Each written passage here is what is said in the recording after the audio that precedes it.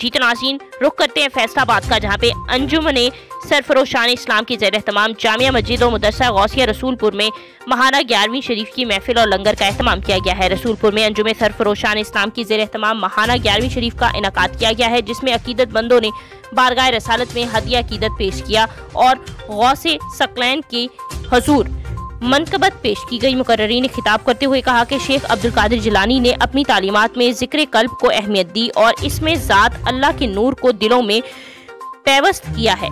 आज इन्हीं की तालीमात को लेकर अंजुमे सरफरोशान इस्लाम मैदान अमल में है। सरपरस्त आला सैयदना रियाज अहमद गौहर शाही ने इंसान के अंदर नातनी मखलूकात को उजागर करने की तालीमात दी। इसमें ज़ात अल्लाह के नूर से कल्ब को नूर करने का तजर्बा और तरीका बताया है। आज भी अगर सुल्तान अल फुकरा की तालीमात पर अमल कर लिया जाए तो फुरका वारियत और फिरका वारियत का खात्मा होगा और दिलों में मोहब्बतें बढ़ेंगी। आखिर में लंगर तकसीम किया गया और मुल्क की सलामती के लिए दुआ भी की गई।